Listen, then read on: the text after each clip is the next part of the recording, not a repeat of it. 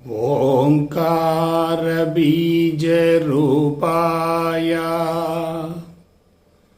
सर्वेशाय जगत्पते प्रथमाय नमस्तुभ्यं सत्यसाई गणाधिपा। ॐ साईश्वराय विद्महे सत्यदेवाय धीमहि तन्नः सर्वः प्रचोदयात्। ॐ शान्ति शान्ति शान्तिः। हरिः ॐ। श्री गुरुभ्यो नमः। हरिः ఓం। జై గురుదేవ్। ప్రేమాత్మ స్వరూపులారా, నిన్న మీరు గురు సందేశంలో సిద్ధులను ప్రదర్శించవచ్చా అనే అంశాన్ని గురించి తెలుసుకున్నారు. ఈరోజు మనిషిని మార్చటమే మహా అద్భుతం అనేటటువంటి అంశాన్ని గురించి తెలుసుకోబోతున్నారు. వాస్తవానికి సిద్ధి అంటే ఏమిటి? మానవాతీత అతీంద్రియ శక్తి. సామాన్య మానవులు చేయలేనటువంటి కార్యక్రమాన్ని వేరే ఇంకెవరైనా చేయగలిగితే దానిని సిద్ధి అంటారు. కొంతమంది అద్భుతం అంటారు, చమత్కారం అంటారు, మిరకిల్ అని కూడా అంటారు. ఎవరైతే ఆధ్యాత్మిక మార్గంలోనికి ప్రవేశించి ఆ మార్గంలో పూర్తి పట్టు సాధించగలుగుతారో వాళ్ళు తప్పనిసరిగా సిద్ధి పొందుతారు, సిద్ధులను ప్రదర్శించగలుగుతారు. కొంతమంది ఎటువంటి తరఫీదులు లేకుండానే, ఎటువంటి సాధన లేకుండానే సిద్ధులను ప్రదర్శించగలుగుతారు. అందుకు మూల కారణం ఏమిటి? వారు పూర్వజన్మ నుండి పొందినటువంటి ఉత్తమ సంస్కారాల ఫలితం, ఉత్తమ కర్మఫలం. మరి కొంతమంది ఈ జన్మలో కృషి చేసి ఆధ్యాత్మిక మార్గాన్ని గురించి శాస్త్రయుక్తంగా అవగాహన గావించుకొని, హేతుబద్ధంగా విశ్లేషించుకొని, క్రమం తప్పకుండా దానిని గురించి మననం చేసుకుంటూ, సాధన కొనసాగించుకుంటూ, అంతరంగాన్ని సమూలంగా శుద్ధి గావించుకొని సిద్ధిని పొందగలుగుతారు. పూర్వజన్మ సుకృత వలన సిద్ధులు లభించేటట్లయితే అవి ప్రదర్శించటం ద్వారా మనిషి కొంతవరకు బలహీనపడే అవకాశం ఉంది. కానీ స్వయం కృషి ద్వారా సిద్ధులను పొందేటట్లయితే, వాటిని పరిమితంగా వాడుకునేటట్లయితే ఆధ్యాత్మిక పురోభివృద్ధి సాధ్యమవుతుంది. అయితే ఈ సిద్ధులను ప్రదర్శించడం అనేది మానవాళికి ఉపయోగపడే విధంగా ఉండాలి తప్ప మనుషులను బలహీనపరిచే విధంగా ఉండకూడదు. సిద్ధులను ప్రదర్శించడం ద్వారా చుట్టూ ఉన్నటువంటి వ్యక్తులు బానిసలుగా తయారవుతారు. వ్యక్తి ఆరాధనలు పెరుగుతాయి, వ్యక్తి పూజలు పెరుగుతాయి, పాద పూజలు పెరుగుతాయి, విశిష్ట అద్వైతం పెరిగిపోతుంది, ద్వైతం పెరిగిపోతుంది, అద్వైతం కనుమరుగవుతుంది. అందువలన ఆధ్యాత్మికంగా పరిణతి చెంది జీవిత పరమార్థం నెరవేర్చుకోవాలి అని భావించే వాళ్ళు ఎవరైనా సరే సిద్ధులను ప్రదర్శించే ప్రయత్నం చేయరు. అయితే మరొక విధంగా కొంతమంది తాము అనుభవాన్ని పొందుతూ తమ యొక్క అనుభవసారాన్ని ప్రపంచానికి బాధ్యతాయుతంగా అందించే ప్రయత్నం చేస్తూ ఉంటారు.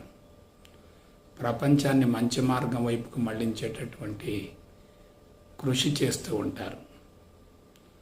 అటువంటి వాళ్ళ వలన ప్రపంచానికి తప్పనిసరిగా మేలు జరుగుతుంది, ఉపయోగం జరుగుతుంది. కానీ అవతల వ్యక్తికి మేలు చేయనటువంటి కార్యక్రమం ఏదైనా సరే అది ప్రమాదకరమే. సిద్ధులను ప్రదర్శించే వాళ్ళు తప్పనిసరిగా ప్రపంచంతో విడరాని సంబంధం ఏర్పరచుకుంటారు. వాళ్ళ చుట్టూ వందల వేల మంది పోగవుతూ ఉంటారు. సమస్యల పరిష్కారం కోసం, రుగ్మతల నివారణ కోసం, వ్యక్తిగతంగా వాళ్ళకున్నటువంటి ఇబ్బందులను తొలగించుకోవటం కోసం సిద్ధులను పొందినటువంటి వ్యక్తుల చుట్టూ తిరుగుతూ ఉంటారు. వాళ్ళను ప్రలోభ పెడుతూ ఉంటారు. వాళ్ళ పట్ల వాళ్ళ వైపుకి ఆకర్షింపబడుతూ ఉంటారు. ఇదంతా జరగటం ద్వారా వ్యక్తి ఆరాధనలు పెరుగుతాయి కదా, భౌతిక సంబంధం పెరుగుతుంది కదా, అంతరంగంలో ఉన్నటువంటి దివ్యత్వాన్ని గుర్తించే అవకాశం ఉండదు కదా. మన అంతరంగంలోనికి వేరే వ్యక్తి కానీ శక్తి కానీ ప్రవేశించిందంటే మనకి సొంత వ్యక్తిత్వం అనేది కనుమరుగవుతుంది. మన జీవితం అనేటటువంటి రథాన్ని వేరే వాళ్ళు ఉపయోగించుకోవటం జరుగుతుంది. అది చాలా ప్రమాదకరం. అందుకే అవసరాన్ని బట్టి, అక్కడున్నటువంటి పరిస్థితిని బట్టి కాలానుగుణంగా, సమయానుకూలంగా సిద్ధులను ప్రదర్శించాలి తప్ప అవసరానికి మించి, మోతాదుని మించి వాటిని ప్రదర్శించకూడదు. ప్రత్యేకించి వస్తువులను సృష్టించటం కానీ, మిరకిల్స్ని చేయటం కానీ జరిగేటట్లయితే మనుషులు తండోపతండాలుగా వస్తారు, ఆకర్షింపబడుతూ ఉంటారు, స్తుతిస్తూ ఉంటారు, ఆరాధిస్తూ ఉంటారు. తమ అవసరాలు తీర్చుకోవటం కోసం పడిగాపులు కాస్తూ ఉంటారు. ఆ విధంగా అంతర్ముఖ ప్రయాణం పూర్తిగా మూసుకొని పోతుంది, బాహ్యముఖ ప్రయాణం పెరుగుతుంది, వ్యక్తి పూజలు పెరుగుతాయి, వ్యక్తి ఆరాధనలు పెరుగుతాయి, సమాజం మొత్తం సమూలంగా బలహీనపడుతుంది. అయితే ఇక్కడ కీలకమైనటువంటి విషయం ఏంటంటే, భూమండలం మొత్తంలో ఒక్క మానవ జాతి మాత్రమే సిద్ధులను ప్రదర్శించగలుగుతుంది. వేరే జాతులకు అటువంటి అవకాశం లేనే లేదు. మానవులు మాత్రమే సిద్ధులను పొందటానికి మూల కారణం ఏంటంటే, ఎవరి అంతరంగం అయితే పవిత్రంగా, శుచిగా, శుభ్రంగా ఉంటుందో అటువంటి వ్యక్తుల యొక్క ప్రజ్ఞ అనంతంగా విస్తరిస్తుంది, విశ్వవ్యాపితమవుతుంది. భౌతికపరమైనటువంటి బంధాల నుండి పూర్తిగా విడిపడతారు.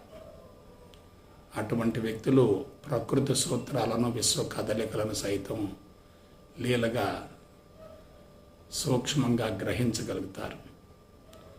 అటువంటి వ్యక్తులు మాత్రం తప్పనిసరిగా సిద్ధులను ప్రదర్శించగలుగుతారు. అయితే ఆ ప్రదర్శించేటటువంటి విధానంలో వాళ్ళు మరలా ప్రజా సంబంధాలను పెంచుకుంటారు, ప్రజల వైపుకు ఆకర్షింపబడతారు. అలా ఆకర్షింపబడటం వల్ల వాళ్ళ శక్తి హరించుకుపోతుంది. కొంతమంది పరిణతి చెందకుండా సిద్ధులను ప్రదర్శించటం జరిగితే వారు తప్పనిసరిగా ప్రలోభాలకు లోనవుతారు, ఆర్థికపరమైన అంశాలకు లొంగిపోతారు, ధనాన్ని సమకూర్చుకునే దిశగా సిద్ధులను ప్రదర్శించి సొమ్ము చేసుకుంటూ ఉంటారు. అటువంటి వ్యక్తులు తప్పనిసరిగా బలహీనపడతారు. సిద్ధులో లభించటం పెద్ద విశేషం కాదు, వాటిని జాగ్రత్తగా వాడుకోవాలి. ప్రపంచాన్ని బలహీనపరిచే ఎటువంటి విధానమైన చెడు కర్మ ఫలానికి దారితీస్తుంది. ప్రపంచాన్ని బలోపేతం చేసేటటువంటి ఎటువంటి విధానమైన ఉత్తమ కర్మ ఫలానికి మూల కారణమవుతుంది. ఉత్తమ కర్మ ఫలాన్ని పెంచుకుంటేనే మనిషి స్వేచ్ఛ వైపుకు మళ్ళగలుగుతాడు. చెడు కర్మ ఫలాన్ని సమకూర్చుకునేటట్లయితే మనిషి బంధాలలో ఇరుక్కుపోతాడు. కాబట్టి మనం జాగ్రత్తగా విశ్లేషించుకునేటట్లయితే ఆధ్యాత్మిక మార్గం ఎంత మహోన్నతమైనదో అంత ప్రమాదకరమైంది. మరొకసారి చెప్తున్నాను, పరిమితంగా ఉంటే ఏదైనా ఔషధమే, అతిగా ఉంటే చాలా ప్రమాదకరం. సిద్ధులను పొందటం పెద్ద విశేషం కాదు, వాటిని సద్వినియోగపరుచుకోవాలి, పరిమితంగా ఉపయోగించుకోవాలి. ప్రపంచాన్ని మభ్యపెట్టకూడదు, ప్రపంచాన్ని చెడు మార్గం వైపుకు మళ్లించకూడదు, ప్రపంచాన్ని బలహీనపరచకూడదు, ప్రపంచాన్ని బానిసగా తయారు చేయకూడదు, వ్యక్తి పూజలను పెంచకూడదు, భౌతికపరమైన బంధాలకు ఎటువంటి అవకాశం ఇవ్వకూడదు. మనం జాగ్రత్తగా విశ్లేషించుకుంటే భారతదేశంలో ఆధ్యాత్మిక మార్గం మొత్తం బలహీనపడటానికి మూల కారణం కొంతమంది ప్రత్యేక వేషధారణతోటి, ప్రత్యేక జీవనశైలితోటి, కఠోర నియమాలు పాటిస్తూ సన్యాసం పుచ్చుకొని ఆశ్రమాలను ఏర్పాటు చేసుకోవటం వల్ల మనుషులంతా వాళ్ళని ఆశ్రయించడం ద్వారా తమ సమస్యలు పరిష్కారం అవుతాయనేటటువంటి భావంతో వాళ్ళ చుట్టూ తిరుగుతూ ఉండటం వల్ల వాళ్ళు సామాన్య మానవులను బలహీనపరుస్తున్నారు, సొమ్ము చేసుకుంటూ ఉన్నారు. సన్యాసం పుచ్చుకున్నటువంటి వ్యక్తులు కాసుల కోసం కకృతి పడాల్సిన అవసరమేముంది? జానుడు పొట్టకి ఎంత కావాలి, అవసరమైంది ఎంత, సమకూర్చుకునేదంతా. కాషాయ గుడ్డలు ధరించి గడ్డాలు పెంచుకొని కఠోర సన్యాసాన్ని పాటిస్తూ ఆర్థికపరమైన అంశాలకు లొంగిపోవటం అంటే అంతరంగంలో అసంతృప్తి ఉన్నట్లే కదా, అంతరంగంలో బలహీనతలు ఉన్నట్లే కదా, అంతరంగంలో అశాంతి ఉన్నట్లే కదా. కాబట్టి జాగ్రత్తగా ఆలోచించండి. అందువల్ల ఏ వ్యక్తి అయినా అతి సామాన్యంగా, సరళంగా అందరిలో కలిసిపోతూ, అందరిని కలుపుకుంటూ సాధారణ స్థాయి జీవితాన్ని కొనసాగించేటట్లయితే ఆ వ్యక్తి లక్షలాది మందిని ప్రభావితం చేయగలుగుతాడు. అటువంటి వ్యక్తులు సిద్ధులను ప్రదర్శించరు, ప్రజలకు ఉపయోగపడేటటువంటి కార్యక్రమాలు చేపడతారు. తమ జీవితాన్ని ప్రత్యక్షంగా చూపించడం ద్వారా వేలాది మందిని ప్రభావితం చేస్తారు, వేలాది మందికి మార్గదర్శకం అవుతారు, వేలాది మందికి ఆదర్శవంతంగా మారతారు. అందువల్ల ఆధ్యాత్మికత పొరపాటును కూడా ప్రక్కదవ పట్టకూడదు, అది అతిగా ఉండకూడదు. సిద్ధులను ప్రదర్శించాలి అనే కోరిక ఉందంటే అక్కడ ఆధ్యాత్మిక పురోభివృద్ధి లేనట్లే. భారతదేశంలో కొంతమంది అతీంద్రియ శక్తులను పొంది వాటిని ప్రదర్శిస్తూ ప్రజలను ఆకర్షించి సొమ్ము చేసుకొని అంతిమంగా బలహీనపడి అతిహేయంగా జీవితాన్ని ముగించినటువంటి సందర్భాలు చాలా ఉన్నాయి. ఒక వ్యక్తి యొక్క అంతరంగాన్ని శుద్ధి చేసే ప్రయత్నం చేయాలి తప్ప అతన్ని బలహీనపరిచేటటువంటి ప్రయత్నాలు చేయకూడదు. భారతదేశంలో ఆధ్యాత్మికత అద్భుతంగా, మహోన్నతంగా, బహిర్గతం గావించబడ్డప్పటికీ భారతదేశం ఇంకా బలహీనపడటానికి మూల కారణం, సమస్యల సుడిగుండంలో ఇరుక్కోవడానికి మూల కారణం ఏంటంటే అది అశాస్త్రీయంగా ఉంది, వ్యాపారాత్మకంగా ఉంది, హేతుబద్ధత లోపించింది, లోతైనటువంటి విశ్లేషణ, విచారణ ఉండటం లేదు. విచక్షణను కోల్పోయి మనుషులు సమత్వాన్ని, సమతుల్యాన్ని కోల్పోయి సంస్థలకు, వ్యక్తులకు అతుక్కుపోతున్నారు. వ్యక్తి ముఖ్యం కాదు, వ్యక్తి యొక్క అంతరంగం ముఖ్యం. భౌతికపరమైన సంబంధాన్ని కోరుకుంటున్నారంటే ఆత్మానుబంధాన్ని కోల్పోతున్నట్లే. ఎక్కువ మంది పాద నమస్కారాల కోసం పరితపిస్తారు కానీ పాదాల కన్నా పలుకులు చాలా ముఖ్యం అనేటటువంటి విషయాన్ని మర్చిపోతున్నారు. అందువలన మిరకిల్స్ను ప్రదర్శించడం ద్వారా లక్షలాది మందిని ఆకర్షించే అవకాశం ఉంటుంది, చరిత్రలో చిరస్థాయిగా నిలిచిపోయే అవకాశం ఉంటుంది. అటువంటి వ్యక్తుల చరిత్రలను చదవటం ద్వారా ఆధ్యాత్మిక మార్గం వైపుకు, ఆ వ్యక్తుల వైపుకు ఆకర్షింపబడే అవకాశం ఉంటుంది కానీ అంతరంగ శుద్ధికి మాత్రం అవకాశం ఉండదు. బయట వ్యక్తులను, శక్తులను గురించి అతిగా అనవసరంగా ఆలోచించడం అంటే తమను గురించి తాము ఆలోచించుకోలేకపోవటమే కదా. అసలు ఆధ్యాత్మికత అంటే ఏమిటి? నీ గురించి నువ్వు తెలుసుకోవటం, నీ గురించి నువ్వు ఆలోచించుకోవటం, నీలోనికి నువ్వు పయనించటం. మరి సిద్ధులను ప్రదర్శించే వాళ్ళ చుట్టూ తిరుగుతూ ఉంటే తమను గురించి తాము ఆలోచించుకునే అవకాశం ఉండదు కదా. మరొక విషయం ఏంటంటే సిద్ధులను ప్రదర్శించే వాళ్ళు ప్రజల చేత పూజలు అందుకుంటూ, అందరి చేత గౌరవించబడుతూ, ఆరాధించబడుతూ, పూజింపబడుతూ ఉన్నప్పుడు ఆ విధంగా తయారు కావటం కోసం మరికొంతమంది ఆశించి కఠోరంగా సాధన చేస్తూ ఇంకా బలహీనపడుతూ ఉంటారు. ఆధ్యాత్మికత అనేది అనుసరించాలి తప్ప అనుకరించకూడదు. ఎవరికో సిద్ధులు వచ్చాయి కాబట్టి నాకు కూడా సిద్ధులు రావాలనేటటువంటి భావంతో ఆశించి కనుక ఆ మార్గంలో సాధన చేసేటట్లయితే అంతరంగం పూర్తిగా బలహీనపడుతుంది. కాబట్టి జాగ్రత్తగా విశ్లేషించుకోండి. మార్గాన్ని ఎన్నుకోవటం పెద్ద విశేషం కాదు, కానీ ఆ మార్గంలో ఉన్నటువంటి ఔన్నత్యాన్ని గమనించాలి, లోపాలను కూడా తెలుసుకోవాలి. ఔన్నత్యాన్ని ఆచరించగలగాలి, లోపాలను తొలగించుకోగలగాలి. అప్పుడే సత్ఫలితాన్ని పొందేటటువంటి అవకాశం ఉంటుంది. దీనిని గురించి నేను లోతుగా అధ్యయనం చేసిన తర్వాతనే మీకు ఇటువంటి విషయాలను గురించి స్పష్టత నేను ఏర్పరచగలుగుతున్నాను. అయితే ఒక విషయాన్ని గురించి జాగ్రత్తగా ఆలోచించండి, విశ్లేషించుకోండి. క్రీస్తుకు పూర్వం 6000 సంవత్సరాల నుండి భారతదేశంలో నేటి వరకు అనేక మంది సిద్ధులను ప్రదర్శించారు, ప్రదర్శిస్తూనే ఉన్నారు. సామాన్య మానవులకు అందనటువంటి స్థాయిలో కొంతమంది మిరకిల్స్ను చూపిస్తున్నారు. సైన్స్కు అందనటువంటి అనేక అంశాలను బహిర్గతం గావించగలుగుతున్నారు.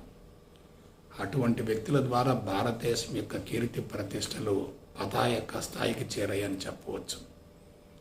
భారతదేశానికి గౌరవ ప్రతిష్టలు రావడానికి మూల కారణం సిద్ధులను ప్రదర్శించేటటువంటి సిద్ధ పురుషులు నివసించినటువంటి పవిత్రమైన గడ్డ కావటమే. మరి అటువంటి సిద్ధ పురుషులు వెలిసినటువంటి ఈ పవిత్రమైనటువంటి గడ్డలో, దీన్ని తపోభూమి అంటారు, వేదభూమి అంటారు, పవిత్ర భూమి అంటారు, కర్మభూమి అంటారు, భారతదేశంలో జన్మించిన వరం అంటారు, అదృష్టం అంటారు, పూర్వం సుకృతం అంటారు. ఇక్కడ యోగా ఉంది, ఆసనాలు ఉన్నాయి, ప్రాణాయామం ఉంది, సూర్య నమస్కారాలు ఉన్నాయి, మెడిటేషన్స్ ఉన్నాయి, మంత్రోపదేశాలు ఉన్నాయి, మంత్రోచ్చారణలు ఉన్నాయి, పూజలు ఉన్నాయి, పురస్కారాలు ఉన్నాయి, వ్రతాలు ఉన్నాయి, ఉపవాసాలు ఉన్నాయి, దీక్షలు ఉన్నాయి, మాలలు ఉన్నాయి. ఆధ్యాత్మికత విపరీతంగా ప్రచారం జరుగుతుంది, ప్రచారం గావించబడుతూ ఉంది. మరి ఇతర దేశాలతో పోలిస్తే భారతదేశం అన్ని విధాలా బలహీనంగా ఉండటానికి మూల కారణం ఏంటి? ఒలింపిక్స్ క్రీడలలో ఎంతమంది బంగారు పథకాలను సాధించగలుగుతున్నారు? మన దేశం నుండి కోట్లాది మంది ఇతర దేశాలకు వలస వెళ్ళి అక్కడ బానిస భావంతో జీవిస్తూ వాళ్ళకి ఊడిగం చేస్తున్నారు కదా. మరి ఆధ్యాత్మికత అనేది ఇంత ఉన్నతమైనదైతే ఇతర దేశస్తులు భారతదేశంలోకి ప్రవేశించి దేవాలయాలను ఎందుకు ధ్వంసం చేశారు? విగ్రహాలను ఎందుకు పగలగొట్టారు? విగ్రహాల యొక్క అడుగునున్నటువంటి బంగారాన్ని ఎందుకు దోచుకుపోయారు? అంత దోపిడీ జరుగుతున్నా సరే ఎవరు దాన్ని ఎందుకు అడ్డుకోలేకపోయారు? బ్రిటిష్ వాళ్ళు శతాబ్దాల తరబడి భారతదేశాన్ని ఎందుకు ఆక్రమించుకొని భారతదేశాన్ని పీల్చి పిప్పి చేశారు? కాబట్టి మనం రెండో కోణంలో కూడా చూడాలి, ఒకే కోణంలో చూడకూడదు. ప్రతిదానికి రెండు కోణాలు ఉంటాయి. మనం ఒక కోణాన్ని చూస్తున్నామంటే రెండో కోణాన్ని తప్పనిసరిగా గ్రహించినట్లే. కాబట్టి భారతదేశంలో ఆధ్యాత్మికత అనేది క్రీస్తుకు పూర్వం 6000 సంవత్సరాల నుండి బహిర్గతమైనప్పటికీ అది ఇంకా బలహీనపడుతూ వచ్చింది తప్ప బలోపేతం ఎందుకు కాలేదు? దీనికి మూల కారణం ఏంటంటే ఆధ్యాత్మికత అనేది ప్రచారంలో ఎక్కువగా ముందుకు కొనసాగింది తప్ప ఆచరణ తగ్గిపోతూ వచ్చింది. కీలకమైనటువంటి విషయాన్ని తెలుసుకోండి. క్రీస్తుకు పూర్వం 6000 సంవత్సరాల నాడు దశాబ్దాల తరబడి లోతైన మౌనంలో ఉండి శరీరాన్ని పూర్తిగా కరిగించుకొని ఇంద్రియాలను పూర్తిగా కరిగించుకొని నిగ్రహాన్ని పాటించి మనస్సును కరిగించి బుద్ధిని పక్కగా తప్పించి ఆత్మస్థితికి చేరి కనిపించేటటువంటి స్థూల జగత్తును నడిపించేటటువంటి పరమాత్మను ఉన్నదానిని ఉన్నట్లుగా పెంచకుండా, తగ్గించకుండా, వక్రీకరించకుండా, మార్చకుండా వాళ్ళు భగవంతుడి యొక్క ఉనికిని వెలికి తీశారు కదా. ఈ చరాచర జగత్తుకి ఏదైతే ఆధారమో దాని యొక్క ఉనికిని తెలుసుకొని దాన్ని బహిర్గతం చేసి నేను కూడా భగవంతుడనే అనేటటువంటి అంశాన్ని గురించి ప్రయోగపూర్వకంగా నిరూపించడం అనేది మామూలు విషయం కాదే. అది అసలు ఎలా సాధ్యమైంది? క్రీస్తు పూర్వం 6000 సంవత్సరాల నాడు భాష లేదు కదా, బట్టలు లేవు కదా, వంట లేదు కదా, కుటుంబ వ్యవస్థ బలోపేతం కాలేదు కదా, వివాహ వ్యవస్థ ఇంకా స్థిరపడలేదు కదా, మనుషులంతా ఆటవికంగా జంతు ప్రవృత్తిలో ఉన్నారు కదా. అటువంటి తరుణంలో ఇటువంటి విలువైనటువంటి ఆత్మజ్ఞానం వెలుగులోకి రావటం అంటే అది మామూలు విషయం కానే కాదు. అయితే అది ఎలా బయటకు వచ్చింది? ఉత్పరివర్తనం ద్వారా బయటకు వచ్చింది. ఆకస్మికంగా బయటకు వచ్చింది. అవసరం లేకుండా బయటకు వచ్చింది. డిమాండ్ లేకుండా ప్రొడక్షన్ చేస్తే ఎలా? డిమాండ్ ఉంది, అప్పుడు సప్లై తప్పనిసరిగా ఉండాలి. డిమాండ్ లేదు, సప్లై ఎక్కువగా ఉంది, ప్రయోజనం ఏమిటి? అవసరం లేకుండా అన్వేషణ చేసిన ప్రయోజనం ఉండదు. అవసరం ఉండి అన్వేషణ చేయకపోయినా ప్రమాదకరమే. క్రీస్తుకు పూర్వం 6000 సంవత్సరాల నాడు ప్రపంచంలో ఏ దేశం కూడా నాగరికతంగా ముందంజలో లేదు. అమెరికాని తీసుకోండి, 14వ శతాబ్దం వరకు అమెరికాలో ఏమీ లేదు. అమెరికా వాళ్ళు మొత్తం కూడా వలస వెళ్ళిన వాళ్ళే తప్ప స్వతహాగా అమెరికాలో ఉన్నటువంటి వాళ్ళు, అమెరికాలో పుట్టినటువంటి వాళ్ళు చాలా తక్కువ. ప్రపంచంలో మీరు ఏ దేశాన్ని తీసుకోండి, 15వ శతాబ్దం వరకు ఏ దేశం కూడా ఉన్నత స్థాయిలో లేదు. ఐరోపాలో మాత్రం కొన్ని దేశాలు ఉన్నత స్థాయిలో ఉన్నాయి. అందుకే వాళ్ళు ఇతర దేశాలను ఆక్రమించుకొని సూర్యుడు అస్తమించినటువంటి రవి సామ్రాజ్యాన్ని ఏర్పాటు చేసుకొని చాలా దేశాల మీద ఆధిపత్యం సంపాదించారు. ఆ తర్వాత వాళ్ళు కూడా బలహీనపడ్డారు. అయితే నా అసలు విషయం ఏంటంటే, నేను చెప్పేటటువంటి అసలు విషయం ఏంటంటే, మిగతా దేశాలను పక్కన పెట్టండి. క్రీస్తుకు పూర్వం ప్రపంచవ్యాప్తంగా మహోన్నతంగా వెలిగినటువంటి దేశాలు మూడు ఉన్నాయి. 1 ఈజిప్ట్ దేశం, 2 గ్రీకు దేశం, 3 భారతదేశం. ఈజిప్ట్ దేశంలో ఏమున్నాయి? నాగరికత ఉంది, పిరమిడ్స్ ఉన్నాయి. గ్రీకు దేశంలో ఏమున్నాయి? తత్వవేత్తలు ఉన్నారు, శాస్త్రవేత్తలు ఉన్నారు, మేధావులు ఉన్నారు. మరి భారతదేశంలో ఎవరున్నారు? ఆధ్యాత్మికవేత్తలు ఉన్నారు. నాగరికత గొప్పదా? తత్వం గొప్పదా? శాస్త్రం గొప్పదా? ఆధ్యాత్మికత గొప్పదా? ఆలోచించండి. ఆధ్యాత్మికత మహోన్నతమైనది. శరీరాన్ని సమూలంగా కరిగించుకొని ప్రకృతి సూత్రాలను, విశ్వ కదలికలను భగవంతునికి ప్రతిరూపంగా భావిస్తూ, అనర్గళంగా వర్ణిస్తూ, మంత్రాలు శ్లోకాల రూపంలో పవిత్రమైనటువంటి శబ్దాలతోటి వాటిని శిష్యులకు అందించడం అనేది మామూలు విషయం కానే కాదు. అది అంచనాలకు, వర్ణనకు, వివరణకు, ఊహలకు, మాటలకు అందనటువంటి అంశం. అసలు విషయం ఏంటంటే, ఇంత ఆధ్యాత్మిక సంపద పుష్కలంగా భారతదేశంలో ఉన్నప్పటికీ భారతదేశం దాన్ని ఎందుకు ఉపయోగించుకోలేకపోయింది? కారణం ఏమిటంటే, అవసరం లేకుండా బహిర్గతమైంది. అవసరం లేనప్పుడు దానికోసం ఎవరు ఆరాటపడరు. జబ్బులుంటేనే హాస్పిటల్కి వెళతారు. ఆరోగ్యంగా ఉన్నవాడు హాస్పిటల్కి ఎందుకు వెళతారు? ఆనాడు ప్రకృతి వనరులు పుష్కలంగా ఉన్నాయి, జనాభా తక్కువగా ఉంది, కుటుంబ వ్యవస్థ బలోపేతం కాలేదు, నాగరికత ఛాయలు అసలు లేనే లేవు.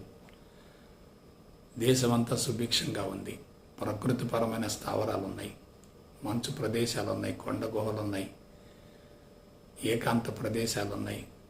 ఆ విధంగా తమకు తెలియకుండానే ఆత్మస్థితిని పొందారు. అది సాధన ద్వారా సంక్రమించింది కానే కాదు. కేవలం సంపూర్ణ మౌనం ద్వారా, ఒంటరితనం ద్వారా, ఏకాంత ప్రదేశాల ద్వారా, ప్రకృతిపరమైన ప్రదేశాల ద్వారా, ప్రశాంతమైనటువంటి స్థావరాల ద్వారా అటువంటి స్థితిని తమ ప్రమేయం లేకుండా పొందగలిగారు. దాన్ని బహిర్గతం గావించారు, వెల్లడి చేయించారు. అంతవరకు చాలా మంచిదే. కానీ అక్కడ ఏం జరిగింది? కొంతమంది గురువుల ద్వారా, ప్రత్యక్ష అనుభూతి ద్వారా తెలుసుకొని, నేర్చుకొని, అనుభవాన్ని పొంది తర్వాత తరంలో శిష్యులకు అందించగలిగారు. ఆ విధంగా ట్రెడిషనల్గా, సాంప్రదాయంగా కొన్ని వేల సంవత్సరాల వరకు అటువంటి విధానం కొనసాగింది. ఆ తర్వాత అది బలహీనపడుతూ వచ్చింది. ఎందువలన? ఆధ్యాత్మికత అనేది ప్రచారం ద్వారా విస్తరించేది కాదు, అంతరంగ శుద్ధి ద్వారా మాత్రమే సాధ్యమవుతుంది. బాహ్యముఖ ప్రయాణం ఉన్నంత వరకు ఆధ్యాత్మికతలో పరిణతి చెందే అవకాశం లేదు.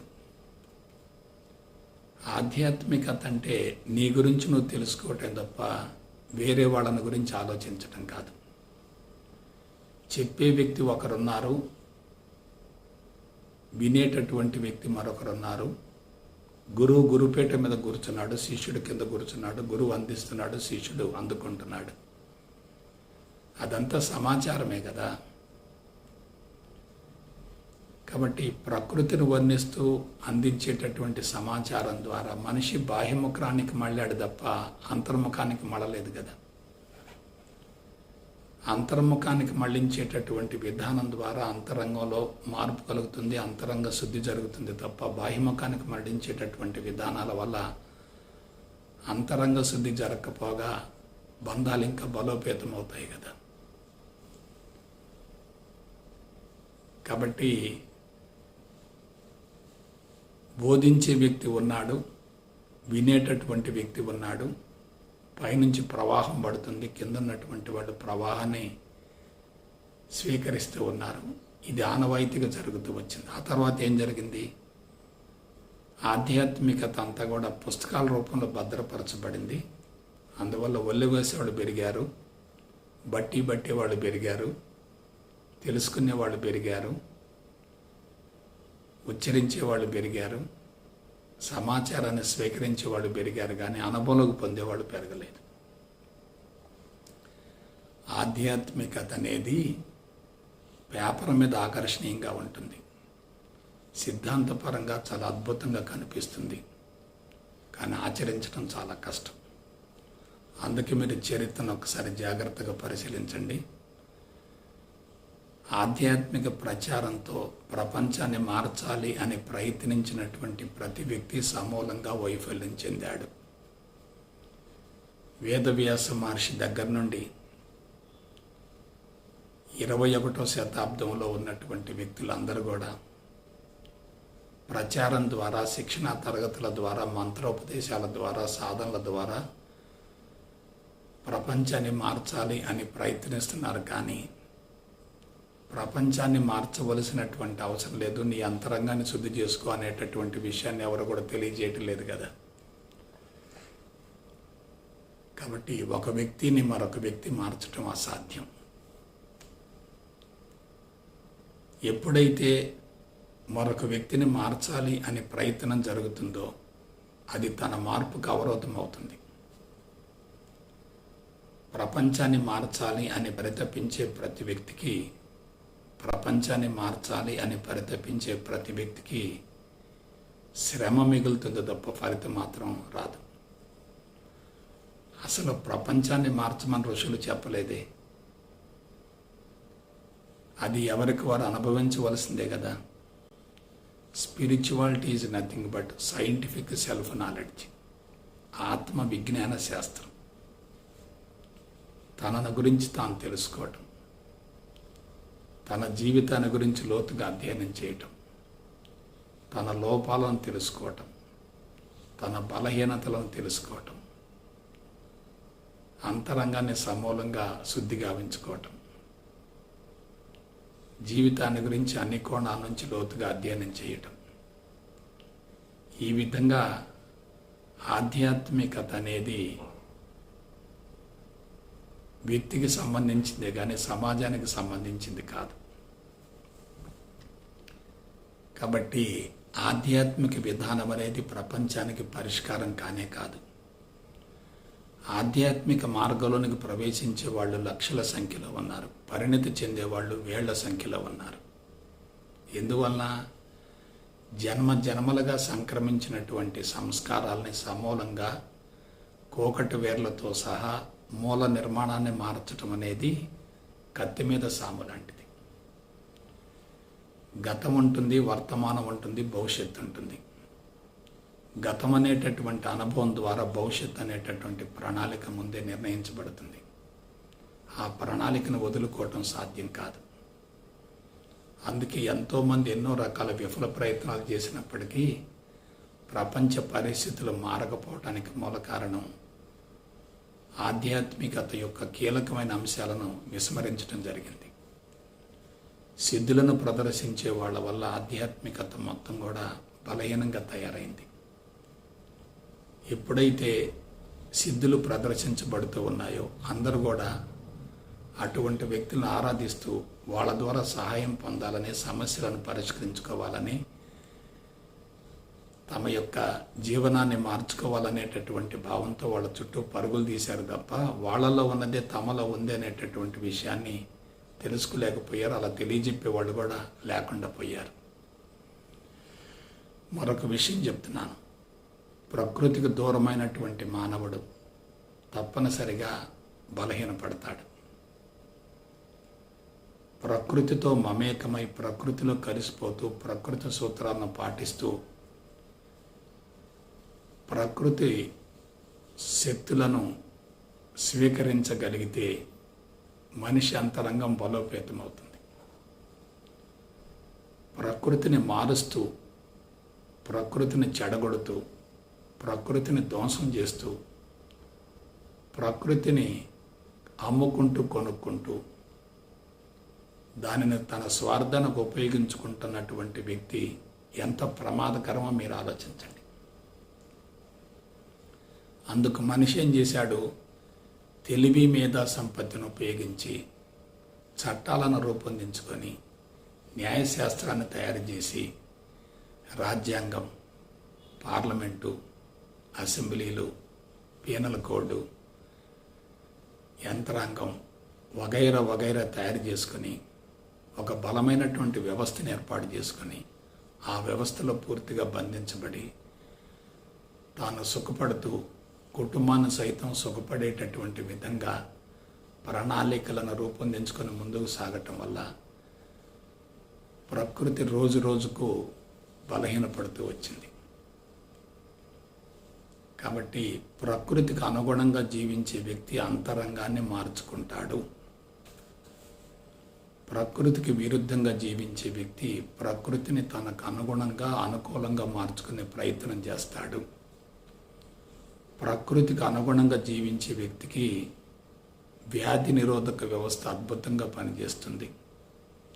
ప్రకృతికి విరుద్ధంగా జీవించేటటువంటి వ్యక్తికి వ్యాధి నిరోధక వ్యవస్థ బలహీనపడుతుంది. వ్యాధి నిరోధక వ్యవస్థ బలహీనపడ్డప్పుడు రుగ్మతలు పెరుగుతాయి, అంటువ్యాధులు ప్రబలుతాయి, జీవితకాలం కుదించబడుతుంది, అతి భయంకరమైనటువంటి రుగ్మతలు సంభవిస్తాయి. వీటి ఫలితంగా మాతృత్వం అనేటటువంటి యజ్ఞం దెబ్బతింటుంది. మానవ జీవిత సంకల్పం ఏమిటి? మాతృత్వం అనేటటువంటి యజ్ఞాన్ని సక్రమంగా నెరవేర్చడమే కదా. శరీరం బలహీనంగా ఉన్నప్పుడు, వ్యాధి నిరోధక వ్యవస్థ తగ్గినప్పుడు, శరీరంలో రుగ్మతలు ఉన్నప్పుడు, శరీరం బలహీనంగా ఉన్నప్పుడు హార్మోన్స్ సరిగా ఉత్పత్తి కావు కదా. హార్మోన్స్ సరిగా ఉత్పత్తి కాకపోతే ఇంద్రియం యొక్క ఉత్పత్తి తగ్గుతుంది కదా, అండం సరిగా విడుదల కావదు కదా, లైంగిక సామర్థ్యం తగ్గుతుంది కదా, లైంగిక పటుత్వాన్ని కోల్పోతారు కదా, సంతాన ప్రాప్తికి దూరం అవుతారు కదా. జీవిత సంకల్పం నెరవేరకపోతే అంతరంగంలో తీవ్రమైనటువంటి అసంతృప్తి ఉంటుంది కదా.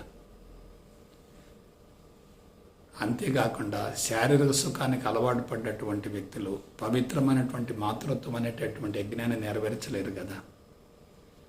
విలాసవంతమైన, సుఖవంతమైన, సులభతరమైన, ఖరీదైన భోగలాలస జీవితం కోసం ఆరాటపడే వాళ్ళంతా కూడా భౌతికవాదపు మత్తులో ఉంటారు కదా. కాబట్టి భౌతికవాదపు మత్తులో ఉన్న వ్యక్తి ఎలా మారతాడు? అంతరంగం కలుషితంగా ఉన్నటువంటి వ్యక్తికి ఆత్మజ్ఞానాన్ని బలవంతంగా చెవిలో నూరి పోస్తే వచ్చేటటువంటి ప్రయోజనం ఏంటి? రుగ్మతల నివారణ కోసమో, సమస్యల పరిష్కారం కోసమో, అంతరంగ శుద్ధి కోసమో పరుగులు పెట్టేటటువంటి వ్యక్తులు కేవలం వాళ్ళ సమస్యల మీద దృష్టిని కేంద్రీకరిస్తారు తప్ప వాస్తవానికి అంతరంగాన్ని శుద్ధి చేసుకునే ప్రయత్నం చేయరు. అంతేకాకుండా సంస్థలు కూడా ఎలా ఉన్నాయి? సంస్థలు పరిమితంగా ఉన్నాయి. ప్రాథమిక స్థాయి అంశాలను గురించే బోధిస్తున్నాయి. సంస్థలు తమ మనుగడ కోసం ప్రజల్ని ఆకర్షిస్తూ ఉన్నాయి, సొమ్ము చేసుకుంటూ ఉన్నాయి, ఆర్థికపరమైన అంశాలకు ప్రలోభపడుతున్నాయి. ఆ విధంగా ఆధ్యాత్మిక విధానం అంతా అశాస్త్రీయంగా వ్యాపారాత్మక ధోరణిలో ఉన్నందువల్ల మనుషులు బాహ్యముఖ ప్రయాణాన్ని పెంచుకుంటున్నారు తప్ప తమను తాము శుద్ధి చేసుకోవాలనేటటువంటి భావన కలగటం లేదు. అయితే సిద్ధులను ప్రదర్శించే వాళ్ళు వస్తువులను ఇస్తున్నారు, జబ్బులు తొలగిస్తున్నారు, మనుషుల యొక్క కోరికలు తీరుస్తున్నారు, సంకల్పాలు తీరుస్తున్నారు, వాళ్ళను సేవా కార్యక్రమాల వైపుకు మళ్ళిస్తున్నారు. సమాజమే దేవాలయం, ప్రజలే దేవుళ్ళు అనేటటువంటి భావంతో వాళ్ళని ఆ మార్గం వైపుకు మళ్ళిస్తున్నారు. కానీ వ్యక్తులను ఎందుకు మార్చలేకపోతున్నారు? వ్యక్తి ప్రభావితం కావటం వేరు, తాత్కాలిక ప్రయోజనాన్ని పొందటం వేరు, కానీ మూల నిర్మాణాన్ని మార్చుకోవటం వేరు. మూల నిర్మాణాన్ని మార్చుకుంటేనే వ్యక్తిలో సమూలమైనటువంటి శాశ్వతమైనటువంటి మార్పు కలుగుతుంది. మూల నిర్మాణం మారకపోతే మనిషి ఏమవుతాడు? తాత్కాలికంగా ఉపశమనం పొందుతాడు తప్ప శాశ్వత పరిష్కారం లభించే ప్రసక్తి లేదు. ఇవాళ చాలామంది హాస్పిటల్కి వెళుతున్నారు, రుగ్మతల నివారణ కోసం చికిత్సలు పొందుతున్నారు, మందులు వాడుతున్నారు, టానిక్లు వాడుతున్నారు, ఇంజక్షన్లు చేయించుకుంటున్నారు, ఆపరేషన్లు చేయించుకుంటున్నారు. అవన్నీ ఏమిటి? తాత్కాలికమే కదా, శాశ్వత పరిష్కారం మాత్రం కానే కావు కదా. ఆధ్యాత్మికత కూడా అలాగే ఉంది కదా. కాబట్టి చనిపోయిన వ్యక్తులను బ్రతికించినటువంటి వాళ్ళు కూడా తన చుట్టూ ఉన్నటువంటి శిష్యులలో కనీసం ఒక్కళ్ళనైనా ఎందుకు మార్చలేకపోయారు? ఒక మహానుభావుడు చెప్పాడు, నేను భూమండలం మొత్తాన్ని 13 సెకండ్లలో దర్శించగలుగుతాను కానీ ఒక్క మేధావిని మార్చలేను అన్నాడు. మరొక సందర్భంలో అదే వ్యక్తి ఇంకొక మాట చెప్పాడు, ప్రపంచంలో ఏవైనా సృష్టించగలుగుతాను కానీ మేధావిని మార్చలేనన్నాడు. అదే వ్యక్తి మరొక సందర్భంలో ఇంకొక మాట చెప్పాడు, 40 సంవత్సరాల బట్టి లక్షలాది మందిని గమనిస్తూ ఉన్నాను, నాకు నిజమైనటువంటి భక్తుడు ఒక్కడ కనిపించలేదు అన్నాడు. అంటే దాని అర్థం ఏమిటి? ఆధ్యాత్మికత అనేది బయట నుంచి లభించేది కాదు, కొనుక్కునే వస్తువు కాదు, మార్కెట్లో లభించేది కానే కాదు. స్వయం కృషి ద్వారా మాత్రమే సాధ్యమవుతుంది. అలా స్వయం కృషి వైపుకు మళ్లించేటటువంటి సద్గురువులు చాలా అవసరం. పరిణతి చెంది అనుభవాన్ని పొందినటువంటి వ్యక్తుల యొక్క మార్గదర్శకంలో అంతరంగాన్ని శుద్ధిగా ఉంచుకునే ప్రయత్నం చేసేటట్లయితే ఫలితం వస్తుంది. కానీ కేవలం సమాచారాన్ని విని లోపలికి స్వీకరించినంత మాత్రాన మార్పు ఎలా వస్తుంది? మనిషి స్వభావం ఎలా ఉంటుంది? నిర్దిష్టంగా ఉంటుంది. మూల నిర్మాణం చాలా పటిష్టంగా ఉంటుంది. ఎవరు ఎన్ని రకాల విఫల ప్రయత్నాలు చేసినా ఉపరితలాన్ని కొంత మేరకు ప్రభావితం చేయగలుగుతారు కానీ మూల నిర్మాణాన్ని మార్చలేరు కదా. కాబట్టి మూల నిర్మాణాన్ని మార్చడం అనేది ఎవరికి సాధ్యం కాదు. అందుకే సిద్ధులను ప్రదర్శించడం చాలా సులభం కానీ మనిషిని మార్చడం చాలా కష్టం. మనిషిని మార్చగలిగితే అతడు మహాసిద్ధుడవుతాడు, మహాసిద్ధ పురుషుడవుతాడు. ఎంతోమంది శిష్యులు ఉంటున్నారు ఒక వ్యక్తి చుట్టూ, కానీ ఆ శిష్యుడు గురువు స్థాయికి ఎందుకు ఎదగటం లేదు? ఆలోచించండి. కాబట్టి పైనుంచి సమాచారం అందించబడుతూ ఉంది, కింద వాళ్ళు స్వీకరిస్తున్నారు, కానీ అది ఎంతవరకు అనుభవంలోకి వస్తుంది? ఎందుకు అనుభవంలోకి రావటం లేదు? అందుకు మూల కారణం ఏంటి? దీని గురించి జాగ్రత్తగా ఆలోచించండి. కాబట్టి సిద్ధులు సిద్ధులు సిద్ధులు అంటున్నారు. పనికిరానటువంటి సిద్ధులను ప్రదర్శిస్తే ప్రయోజనం ఏంటి? మనిషికి ఉపయోగపడకుండా మనిషిని బానిసగా తయారు చేసేటటువంటి సిద్ధులను ప్రదర్శించడం ద్వారా ప్రపంచానికి ఎటువంటి ఉపయోగం జరగటం లేదు కదా. మనిషి యొక్క అంతరంగాన్ని ఎందుకు మార్చలేకపోతున్నాం? అందుకు మూల కారణం ఏంటంటే మనిషి బాహ్యముఖ ప్రయాణాన్ని పెంచుకున్నాడు, భౌతికవాదపు మత్తులో ఉన్నారు, చట్టాలను రూపొందించుకున్నాడు, సంపద పిచ్చిలో పడ్డాడు, వనరుల సేకరణలో పడ్డాడు. వ్యక్తిగత ఆస్తులను పెంచుకునేటటువంటి ప్రయత్నంలో ఉన్నాడు. యాజమాన్య తత్వాన్ని పెంచుకున్నాడు. పూర్తిగా మాయలో ఇరుక్కుని పోయాడు. విషవలయంలో చిక్కుకున్నాడు. ఆ విధంగా మనిషి జీవితానికి సరిపడా ప్రణాళికలను రూపొందించుకొని జీవితాన్ని కొనసాగిస్తున్నప్పుడు ఆ ప్రణాళికలను మొత్తం రద్దు చేసుకోమని చెప్పినా సరే అతను ఎందుకు వింటాడు? ఆనందాన్ని పొందేటటువంటి మార్గం ఉందని చెప్పి ఎంత మొత్తుకున్నా వాళ్ళు ఆ మార్గాన్ని అనుసరించలేరు. కారణం ఏంటి? ఆ మార్గం అనేది ఊహించుకున్నంత, తెలుసుకున్నంత సులభం మాత్రం కాదు. ఒక మార్గంలోకి ప్రవేశించడం పెద్ద విశేషం కాదు, పరిణతి చెందగలగాలి. ఇవాళ వందల వేల సంస్థలు బయటకు వస్తున్నాయి. వేలాది మంది గురువులు తయారవుతున్నారు. భారతదేశం నుండి చాలామంది గురువులు ఇతర దేశాలకు వెళ్ళి ఆధ్యాత్మిక ప్రచారం చేస్తున్నారు. అది తప్పు మాత్రం కానే కాదు. భారతదేశాన్ని ఎందుకు ఉద్ధరించలేకపోతున్నారు? మన ఇంటిని చక్కబెట్టుకుంటే సమాజంలోకి వెళ్ళే అర్హత ఉంటుంది. మన ఇంటిని చక్కబెట్టుకోకుండా సమాజాన్ని ఉద్ధరిస్తానంటే అది ఆత్మవంచన అవుతుంది కదా. మన దేశాన్ని మనం ఉద్ధరించుకోలేకపోతున్నప్పుడు ఇతర దేశాలను మనం ఎలా ఉద్ధరిస్తాం? అంటే ఆధ్యాత్మికతను కూడా ఒక పరిశ్రమలాగా, ట్రేడింగ్ లాగా తయారు చేసి అమ్ముకుంటున్నారు. నేను స్పష్టంగా చెప్తున్నాను, ఆధ్యాత్మికత అనేది అశాస్త్రీయంగా ఉంది, మూఢనమ్మకాల్లో ఉంది, పిచ్చిలో ఉంది, చాదస్తంలో ఉంది, వెరిలో ఉంది. అందుకు మూల కారణం ఒక్కటే, ఆధ్యాత్మిక మార్గంలో సిద్ధులను ప్రదర్శించే వాళ్ళు పెరిగారు. వాళ్ళు మానవులను ఇంకా బలోపేతం చేయలేదు. వాళ్ళు మానవులను ఇంకా బలహీనపరిచారు. వాళ్ళలో బానిసత్వాన్ని పెంచారు, బంధాలను పెంచారు, బాహ్యముఖ ప్రయాణాన్ని పెంచారు. అన్ని విధాల వాళ్ళని బలహీనపరిచారు. అదే ఆధ్యాత్మిక మార్గం శాస్త్రీయ పందాలో ఉంటే ఎలా ఉండేది?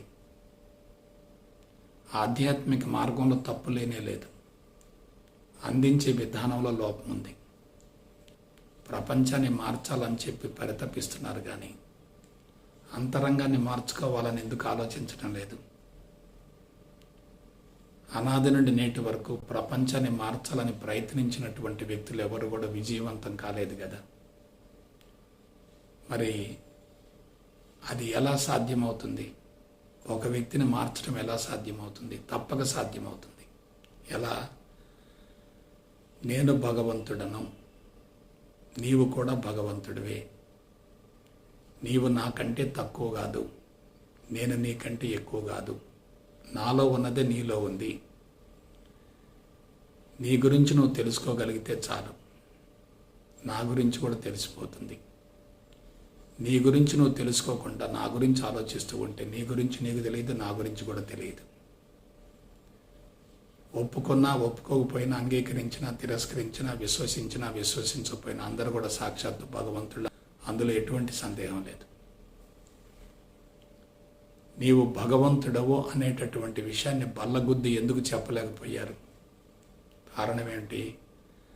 ఆధ్యాత్మికత అనేది అందరికీ అందనంత స్థాయిలో ఉంది.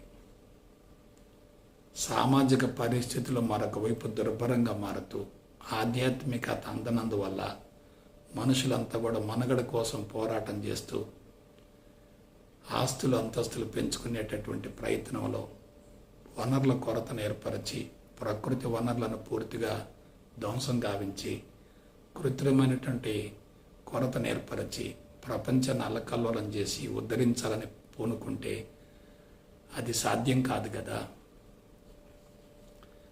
అందరికీ చెందవలసినటువంటి వనరులు కొంతమంది ఎందుకు అనుభవించాలి? వనరులు ఏమితో బాధపడే వాళ్ళు అసంతృప్తిగా ఉంటారు కదా. వనరులను సమకూర్చుకున్నటువంటి వాళ్ళు భయంతో ఉంటారు కదా. దోపిడీ చేసే వర్గం ఒకటి ఉంటుంది, దోపిడీకి గురయ్యేటటువంటి వర్గం మరొకటి ఉంటుంది. శ్రమశక్తి విపరీతంగా దోపిడీకి గురవుతుంది. కాబట్టి మేధావులంతా కూడా బలమైనటువంటి వ్యవస్థలో పూర్తిగా ఇరుక్కొని పోయారు కాబట్టి వాళ్ళని మార్చడం అనేది సాధ్యం కాదు. కానీ ప్రభావితం చేయొచ్చు. వాళ్ళకు విషయాన్ని గురించి స్పష్టంగా తెలియజేయచ్చు. కానీ శాస్త్రీయ పంథాన్ని అనుసరించేటట్లయితే విద్యార్థి దశలోనే జీవితాన్ని గురించి, జీవన విధానాన్ని గురించి, జీవితాన్ని సద్వినియోగపరుచుకునేటటువంటి అంశాన్ని గురించి, జీవితాన్ని సార్థకం చేసుకునేటటువంటి విధానాన్ని గురించి శాస్త్రీయ పంథాలో తెలియజేయగలిగితే తప్పనిసరిగా బలమైనటువంటి బీజాలు పడి అవి తర్వాత కాలంలో ఫలాలుగా మారతాయి. ముందు మాతృత్వం యొక్క ఔన్నత్యాన్ని గురించి తెలియజేయాలి. ఆ మాతృత్వంలో విజయవంతమయ్యేటటువంటి విధానాన్ని గురించి తెలియజేయాలి. మాతృత్వం అనేటటువంటి యజ్ఞం సఫలీకృతం అయ్యేటట్లయితే మనిషి అంతరంగం సంతృప్తిగా ఉంటుంది, జీవిత పరమార్థం నెరవేరుతుంది. అదే ముక్తి లేక మోక్షం అవుతుంది, అదే జీవిత పరమార్థం అవుతుంది, అదే సంపూర్ణ స్వేచ్ఛను పొందటం అవుతుంది. ఈ విషయాలను స్పష్టంగా తెలియజేయడం లేదు. విద్యార్థి దశలోనే ఆర్థిక పరమైనటువంటి విధానాలకు ప్రాధాన్యతనిస్తూ సంపాదన పిచ్చిని, సంపద పిచ్చిని, సుఖపడేటటువంటి జీవన విధానాన్ని గురించి బోధిస్తున్నారు తప్ప ఆరోగ్యాన్ని, ఆయువును, మానసిక ప్రశాంతతను, సంతృప్తిని, ఆనందాన్ని అందుకునేటటువంటి విధానాలను గురించి వాళ్ళకి తెలియజేయటం లేదు కదా. అయితే ఒక వ్యక్తి మరొక వ్యక్తిని మార్చడం సాధ్యం కాదు, కానీ తనను తాను మార్చుకునే అవకాశం ఉంటుంది. దానికి ఆధ్యాత్మికత అంటే ఏంటో కరెక్ట్గా నిర్వచనం తెలుసుకోవాలి. ఆధ్యాత్మికత అంటే నీ అంతరంగంలో ఉన్నటువంటి లోపాలను, బలహీనతలను సమూలంగా తొలగించుకోవటం, అంతరంగ సంస్కారాల స్వభావాన్ని మార్చటం. అంతరంగ సంస్కారాల స్వభావం మారిందంటే జీవితం సమూలంగా మారిపోతుంది. అయితే ఈ సంస్కారాలు ఎక్కడి నుంచి వస్తున్నాయి? గత జన్మ నుండి వచ్చాయి, ఈ జన్మలో కొన్ని కలిశాయి. ఈ విధంగా సంస్కారాల మోతాదు పెరిగే కొలది మనుషుల జీవభావం పెరిగి ప్రపంచం అనేటటువంటి మత్తులో పడి సమాచారాన్ని ఇంకా పెంచుకుంటున్నాడు తప్ప కరిగించుకునే అవకాశం లేకుండా పోయింది. కాబట్టి ఆ విధంగా మనిషి జీవితం పూర్తిగా గాడి తప్పింది, మూలాలు దెబ్బతిన్నాయి. ప్రస్తుత పరిస్థితి ఎలా తయారైందంటే కనీస అవసరాలు తీరక మనుషులు రోడ్ల వెంట పరుగెత్తే రోజులు వచ్చాయి. భూతాపం పెరుగుతుంది, వాతావరణం పూర్తిగా ప్రతికూలంగా మారింది. ఆ వాతావరణాన్ని తట్టుకునేటటువంటి విధంగా శరీరాలు ఉండటం లేదు. శరీరంలో వ్యాధి నిరోధక వ్యవస్థ పూర్తిగా దెబ్బతిన్నది. హార్మోన్ వ్యవస్థ సమూలంగా సమతుల్యాన్ని కోల్పోయింది. నాడీ వ్యవస్థ బలహీనపడింది. అనారోగ్య సమస్యలు పెరుగుతున్నాయి. రుగ్మతల మోతాదు పెరుగుతుంది. సంతాన ప్రాప్తికి పూర్తిగా దూరం అవుతున్నారు. మాతృత్వం అనేటటువంటి యజ్ఞం సఫలీకృతం కావటం లేదు. లైంగిక బలహీనతలు పెరుగుతున్నాయి. లైంగిక పటుత్వాన్ని కోల్పోతున్నారు. టోటల్గా వ్యవస్థలన్నీ కూడా నిర్వీర్యమైపోయాయి. ఇది ఆకస్మికంగా జరగలేదు.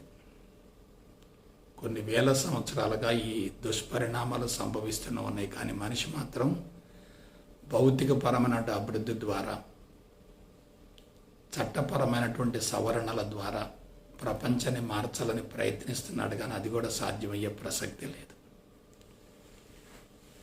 కాబట్టి సిద్ధులను ప్రదర్శించడం తప్పు కాదు, కానీ మనిషిని మార్చడం అనేది అసలు సిసలైనటువంటి సిద్ధి.